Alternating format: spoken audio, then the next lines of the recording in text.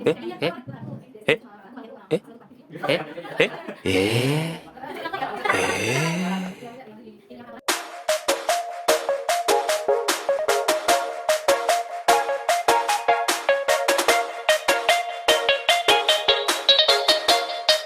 Assalamualaikum warahmatullahi wabarakatuh. Teman-teman, kembali lagi bersama saya Lisri dan teman saya Sofyan dan Fauza Bayu. Kali ini saya sudah bersama guru BK SMA Negeri Suranenggala. Kita sapa dulu nih Ibu Minatul Maula atau yang kerap disapa Bunda Mimi. Apa kabar Ibu? Alhamdulillah, kabar baik, sehat, alhamdulillah. Salam kenal ya. Salam kenal. Istri Bayu, Sofyan. Ya, salam kenal. Oke, kali ini kita akan membahas tentang regulasi diri. Pasti kalian sudah penasaran kan? Mari kita simak video berikutnya. Sebelum mulai melanjutkan materi lebih dalam, menurut Ibu apa sih regulasi diri itu? Kalau menurut pengertian saya, regulasi dari asal katanya berarti artinya adalah perputaran ya, aliran diri ya, diri pribadi kita kan. Regulasi diri menurut hemat saya sebagai guru BK berarti artinya adalah cara kita mengatur diri kita, mengatur, mengontrol dari segi emosi, perkembangan diri, potensi dan lain-lainnya. Kurang lebih seperti itu. Nah, Ibu kan sebagai guru BK ya. Nah, apa sih regulasi diri menurut pandangan pribadi Ibu tuh dari segi cara prakteknya?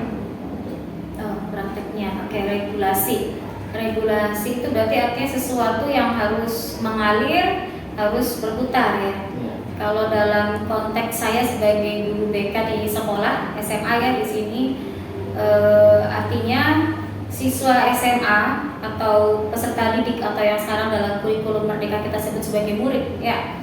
Setiap murid yang menempuh pendidikan di SMA itu harus mengalami regulasi diri. Oke, waktu kelas 10 mungkin mereka masih memiliki kepribadian yang sulit diatur, misalnya masih kekanak-kanakan, masih ke bawah-bawah sifat waktu SMP-nya yang belum dewasa.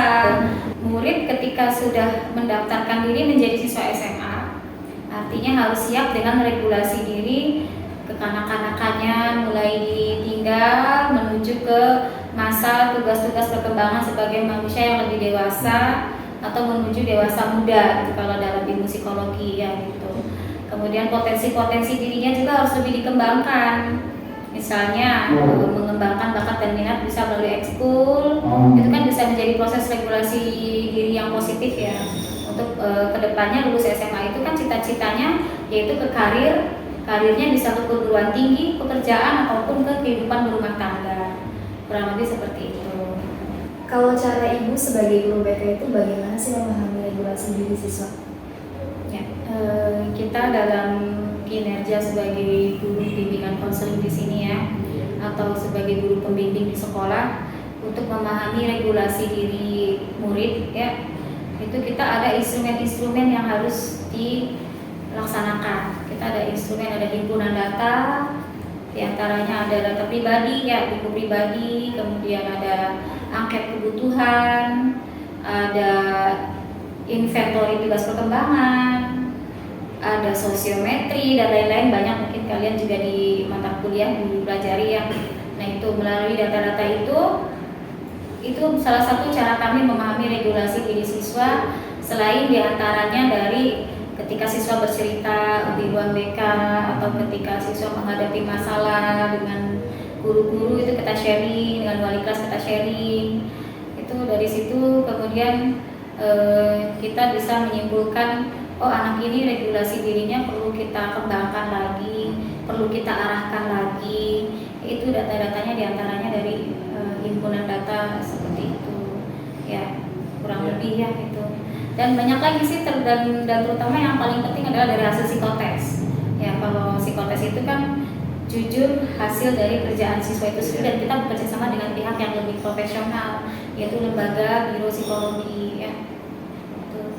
Jadi kita tidak bekerja sendirian di sini di sekolah untuk memahami regulasi diri siswa, itu banyak yang terlibat. Lembaga profesionalnya kita dengan biro psikologi, di lingkungan sekolahnya kita mulai dari tahap yang paling bawah itu guru mapel, wali kelas, guru piket, kemudian ada wakil kepala sekolah bidang kesiswaan. Kita semua berkoordinasi. Terus faktor apa saja yang menghambat regulasi diri Siswa. siswa? Iya, dari sekian banyak pengalaman yang kami peroleh dari murid ya, Iya. atau dari siswa, faktor-faktor yang menghambat regulasi diri siswa itu sama saja dengan faktor-faktor yang mendukung perkembangan potensi siswa ya. Iya. Itu kan kita menerima siswa ini dengan segala bentuk potensinya, dengan segala bentuk latar belakangnya ya. Itu terutama kalau bicara mengenai faktor yang menghambat perkembangan diri atau regulasi diri siswa itu ya, pertama dari lingkungan sih terutama. Untuk SMA kita ini dari lingkungan itu latar belakang keluarganya ya. Latar belakang keluarga itu sangat mempengaruhi regulasi diri siswa positif atau perlu dikembangkan lagi, yaitu latar belakang keluarga, kemudian lingkungan, tempat tinggal siswa, pergaulan, dia bergaul dengan siapa, kan begitu Iya, betul. ya.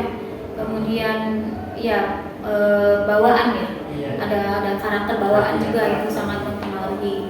Itu oleh karenanya di sini bimbingan konseling hadir diantaranya untuk mengarahkan kita membaca gejala dulu ya, Iya. mengenali, membaca gejala, lalu kemudian kita mengarahkan bareng-bareng, yuk kita berkoordinasi dengan pihak-pihak yang terkait untuk sama-sama mengembangkan regulasi diri siswa. Nah, sekarang lanjut ke pertanyaan yang terakhir ya. Ya. Nah, bagaimana sih cara ibu yang sebagai guru BK ya dalam membimbing siswa agar memiliki regulasi yang lebih baik ke depannya? Ya, kalau di sini bimbingan konseling hadir untuk mengembangkan regulasi diri siswa melalui cara seperti apa? Ya. Banyak ya. Kita kan di sini ruang bimbingan konseling, ya ada bimbingan dan ada konseling. Jika masalahnya bisa dituntaskan bersama, itu kita kasih layanan namanya layanan bimbingan kelompok. Iya. Nah itu nanti dari bimbingan kelompok itu kebutuhan siswa sama nih. Iya. Bu, saya sama-sama menyukai pramuka, misalkan gitu. Oke, yuk kita bimbingan kelompok di ruang BK, bagaimana supaya bisa menjadi anggota pramuka yang baik, gitu. Supaya menjadi anggota pramuka yang teladan. Nah, itu diantaranya melalui layanan bimbingan itu. Konseling biasanya masalah yang kuratif, masalah yang harus diselesaikan dan itu masalah khusus ya. Gitu. Tapi di sini jarang sih kita masalah-masalah yang itu. Kebanyakan kita melaksanakan layanannya konseling bimbingan alhamdulillah. Ya itu melalui layanan bimbingannya kita layanannya bisa di ruang BK atau anak mintanya di musola atau kadang di taman, kadang juga di kelas. Nah kalau lebih enak itu kalau di kelas. Iya. Kalau di kelas kan sasarannya banyak ya. Nanti dari situ kita target untuk awal-awal siswa baru kelas 10, yuk anak-anak kita ikut ekskul. Kalian pilih ekskul yang sesuai dengan minat dan bakat kalian. Yang suka tali temali, yang suka kemah silahkan ikut pramuka. Yang suka mengobati orang sakit silahkan ikut PNR. Yang suka baris berbaris, upacara silahkan ikut paskibra dan lain sebagainya.